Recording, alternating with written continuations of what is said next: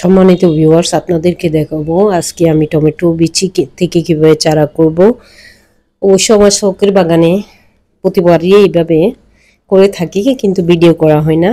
এবার আপনাদেরকে দেখাবো কিভাবে আমি কি করছি। আমি এখন টমেটো নিয়েছি, একটা সুন্দর বড় জাতের টমেটো প্যাকেটে নিচ্ছি। এটার বিচিটা 10 মিনিট শুকোতে দিয়েছি এবং এটা একটা কাপে করে নিয়ে পানি দিয়ে 6 ঘন্টা ভিজিয়ে রেখেছি। ভিজানোর পর ছাঁকনিতে ছেঁকে নিলাম। 6 ঘন্টা পরে এটা একটা টিস্যুর মধ্যে নিয়ে আমি একটা বক্সের মধ্যে ঢুকিয়ে দেব।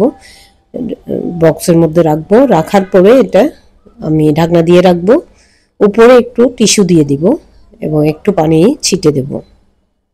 এভাবে করে বিচি থেকে চারা করলে প্রত্যেকটা গাছ উঠে এবং প্রত্যেকটা গাছ শক্ত থাকে। এজন্য এবার মানে প্রতিবারই করা হয়, কিন্তু ভিডিও করা হয় নাই। এখন বক্সে রেখে দিলাম, সামান্য একটু পানি ছিটিয়ে দিয়ে। এটা 2 দিনের জন্য রেখে দিলাম।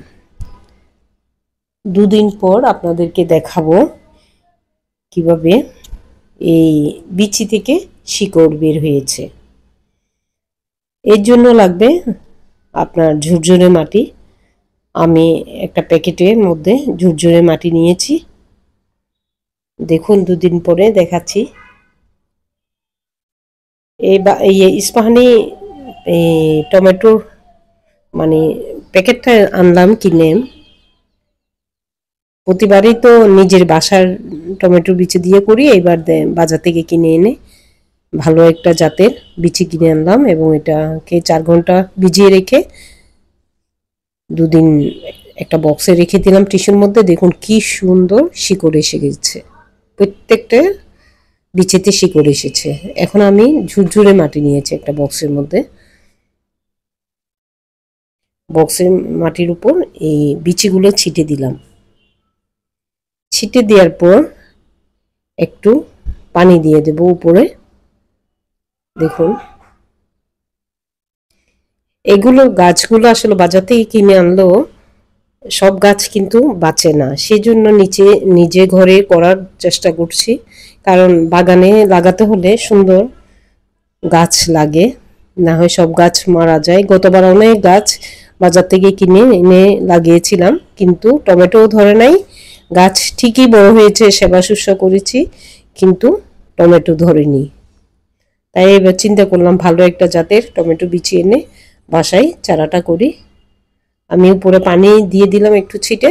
এখন ঝুরঝুরে মাটি দিয়ে দিচ্ছি বিচির উপর, যাতে বিচিটা মাটির নিচে ঢাকা থাকে এবং চারা বের হয়। দেখুন ঝুরঝুরে মাটি দিবেন, বা কোকোফুট দিয়েও করতে পারেন আপনারা, বা বালির সাথে আপনার ছাই বা চা পাতার শুকিয়ে খাওয়ার পর যেটা শুকিয়ে রাখবেন সেটাকে গুঁড়া করে দিয়ে মাটির সাথে মিক্স করে, বালির সাথে মিক্স করে চারাটা করতে পারেন। আমি দেখুন উপরে ঝুরঝুরে মাটি দিয়ে দিলাম এবং একটু পানি দিয়ে দিব উপরে। পানি দিয়ে ঢাকনা দিয়ে রেখে দিব। মাটি বেশি দিবেন না, তাহলে চাপা পড়ে বিচিটা থেকে আর চারা বের হবে না। হালকা একটু পানি দিয়ে দিলাম চারপাশে। বিচি দেখা গেলে তখন আবার একটু মাটি দিয়ে দিবেন, হাত দিয়ে পানিটা দিবেন, তাহলে আর বিচিটা উঠে আসবে না মাটির উপর।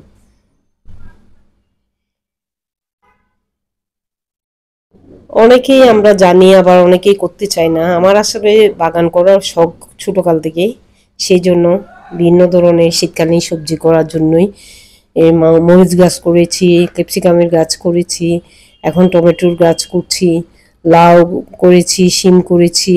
এই যে দেখুন এটা মরিচের চারাও হচ্ছে, অনেক ধরনের মরিচের চারা বের করছে, চারা বড় করছি বিচি থেকে। ধন্যবাদ